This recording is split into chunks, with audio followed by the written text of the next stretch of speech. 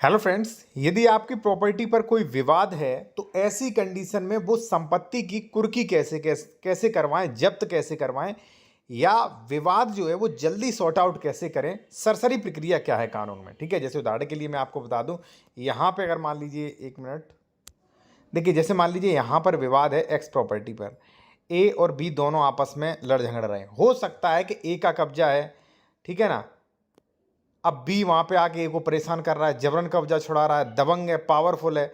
अब ए को अगर ये लग रहा है, मान लीजिए आपको ही लग रहा है कि अब मैं कुछ नहीं कर पाऊंगा, तो ये प्रक्रिया आप कर सकते हैं, जो कि काफी इंपॉर्टेंट है। ठीक है, चलिए मैं आपको बताता हूं साथियों। और अगर आप किसी मैटर पर विशेषज्ञ द्वारा कानूनी सलाह लेना चाहते हैं या आप कोई डॉक्यूमेंट्स चेक करवाना चाह रहे हैं अपना, तो हमारा कॉन्टैक्ट नंबर वीडियो की डिस्क्रिप्शन में मेंशन किया गया है साथियों।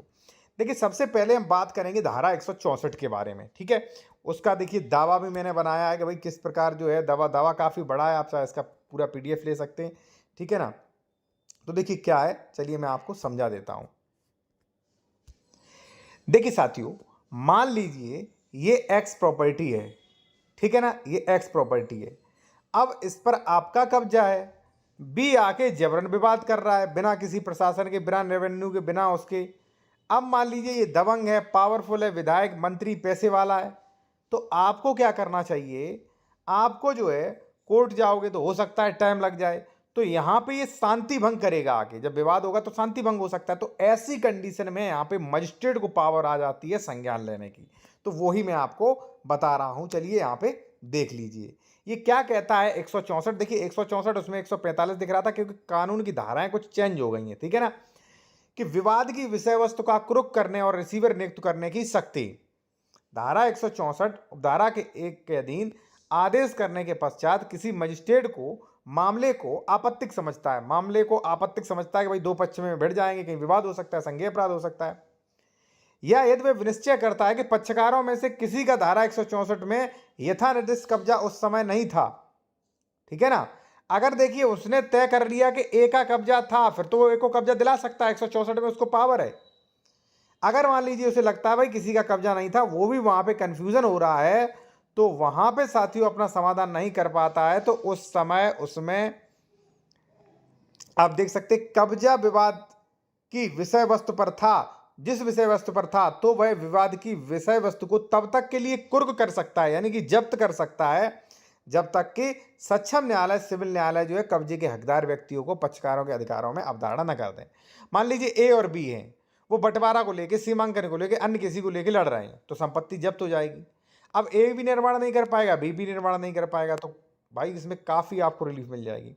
जब निर्माण वगैरह नहीं हो पाएगा तब तक के लिए ये कुर्क हो सकता है, जब तक ए और बी का मामला चले, कोर्ट डिसीजन दे दे कि ए का ये पार्ट, बी का ये पार्ट, जब डिसीजन दे दे तब उसको जो है वो किया जाएगा। ये सेक्शन काफ़ी महत्वपूर्ण है और काफ़ी अच्छा है।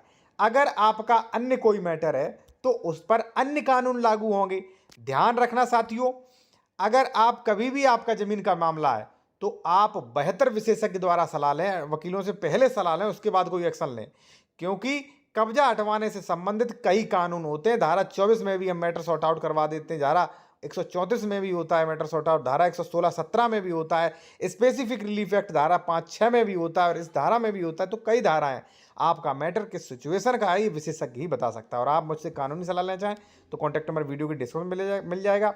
और अगर आप कोई ऐसा शॉर्ट ई बुक चाह रहे हैं, कोई बुक चाह रहे हैं ई बुक जिसमें आपको सारी जानकारी हो, तो अगर आप जूनियर एडवोकेट हैं, आम व्यक्ति हैं, तो ये बुक खरीद सकते हैं। देखिए इसमें हमने बताया स्टे एप्लीकेशन ड्राफ्टिंग क्या क्या नियम है, ठीक है, और ड्राफ्टिंग बताया, निर्माण रुकवाने के लिए नियम भी बताया और ड्राफ्ट भी पूरा प्रारूप मिलेगा, दाखिल खारिज पे आपत्ति, रजिस्ट्री रुकवाने के लिए, अवैध कब्जा, ठीक है ना, सरकारी जमीन से कब्जा, बंटवारा, ड्राफ्टिंग, सीमांकन, अभिलेख संशोधन, एफआईआर कैसे करें, जमानत के लिए, सेल एग्रीमेंट के लिए, तितिम्मा, सेल डीड, कौन सा केस किस न्यायालय में चलेगा। तो आप आम व्यक्ति हैं, अगर आप चाहे, अगर आपको लग रहा है कि इसमें कुछ मुझे सीखने को मिलेगा तो आप खरीद सकते हैं। ये हमारा व्हाट्सअप नंबर दिया है, अभी आप इसका स्क्रीनशॉट ले लीजिए, और अगर आपको अच्छा लगे तो इस व्हाट्सएप नंबर पे आप ये सारी बुक ई बुक सेंड करा सकते हैं फीस जमा करके। धन्यवाद साथियों।